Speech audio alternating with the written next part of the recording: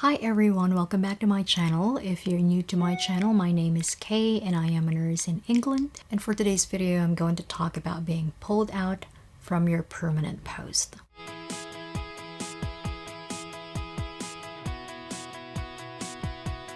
So I've been here in the UK for almost 2 years now. It's been so fast. I'm currently a band 6 working as a nurse specialist, but before that I was a band 5 nurse working in a ward. And for 18 months that I've been a band 5 nurse, I've experienced working in different areas. I've been pulled out countless times to different areas that I never thought I'd be able to work into. I know a lot of us actually hate being pulled out, but I'm actually here to tell you that it might be a good thing for you. So I'm going to share my experience with you when it comes to pull out.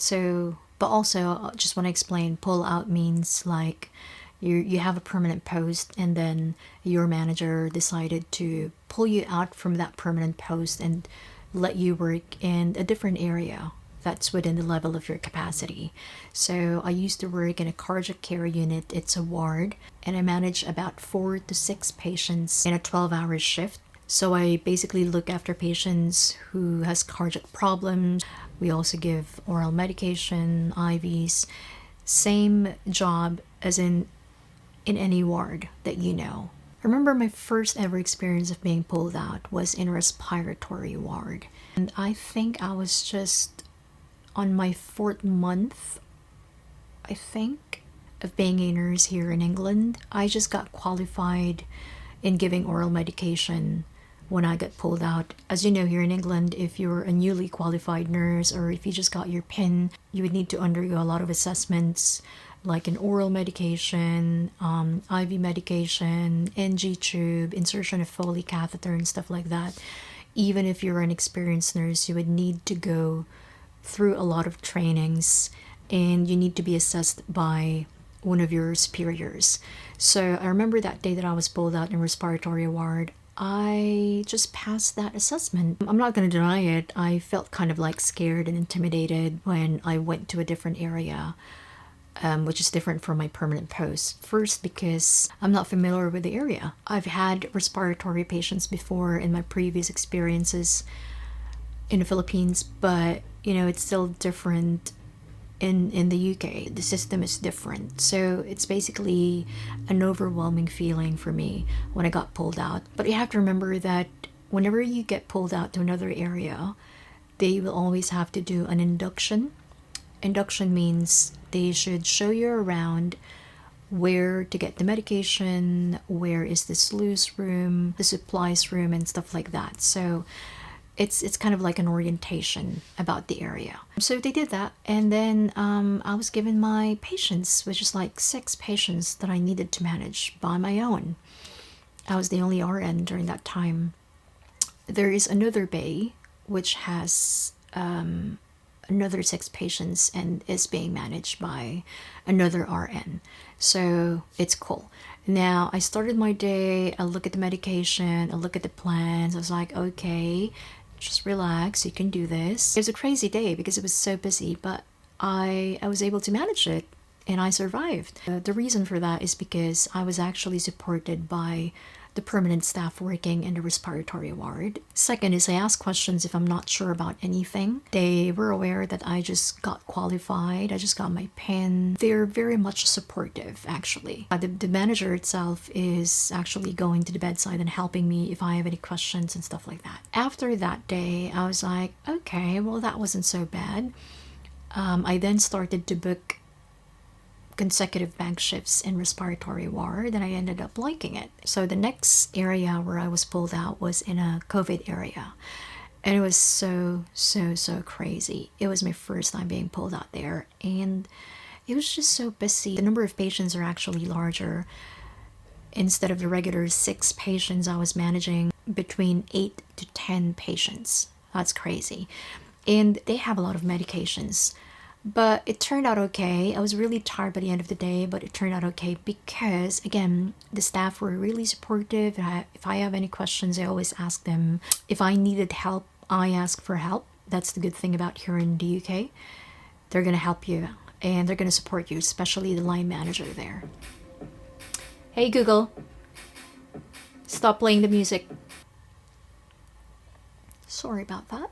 But the next ward I got pulled in was in a gastro ward. It's totally different area. It's still a ward, but it's, different plans, different medications, different management.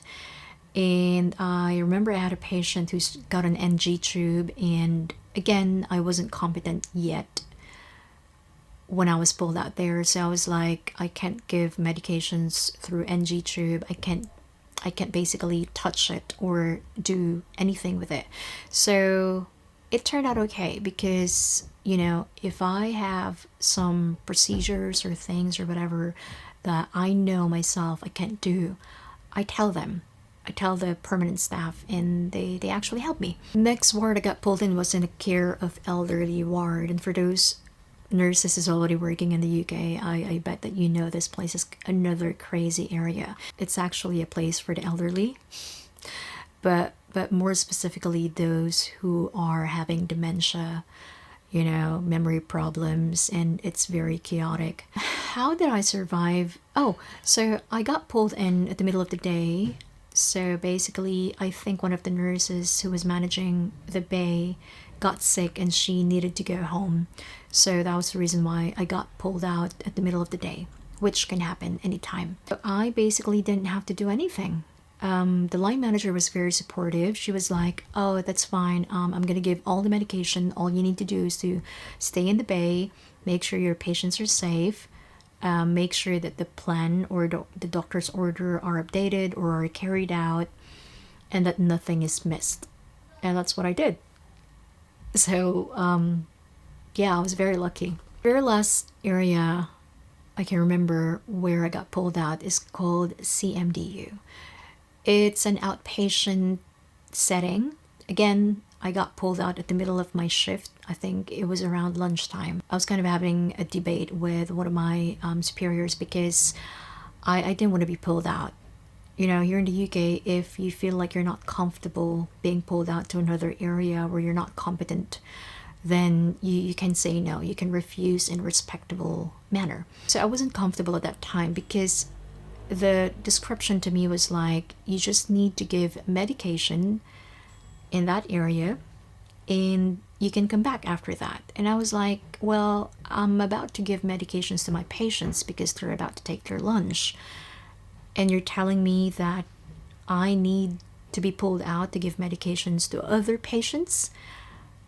Anyway, I ended up going there because my superior said, okay, I'll work on your patients for the meantime. I'll give their medications. You go downstairs and help, that area.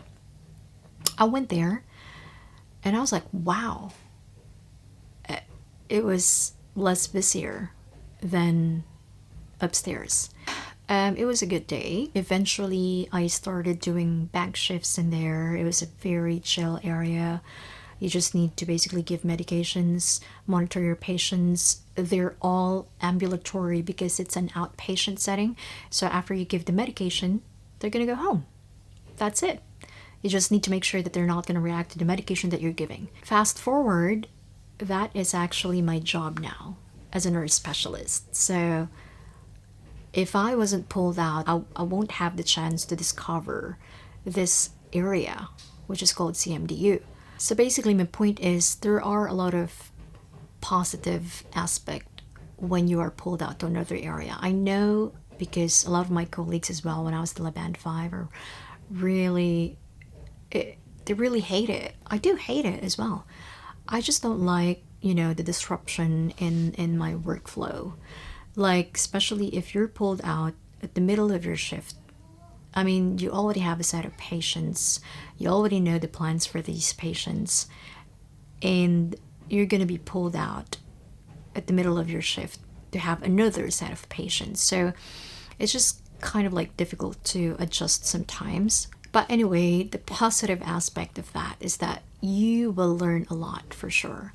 I know that all the wards, they have the same workflow, but because of the cases that you are getting from, different patients, they've got different diseases. You're going to learn a lot of medications, you're going to learn a lot of procedures, a lot of things about oxygen or a device that you haven't used or you won't be able to use in your current post. And you know, you meet a lot of colleagues. I had a lot of HCAs that became my friends, and every time we see each other in the hospital, it's just good vibes. Apart from that, you get to know the ward sisters, the permanent staff in that area. You get to be friends with them, and when you see them in the hallway in the hospital, you're like, hey, why are you not doing bank shifts with us anymore, and stuff like that. Most of all, you learn a different approach on how you manage your patients.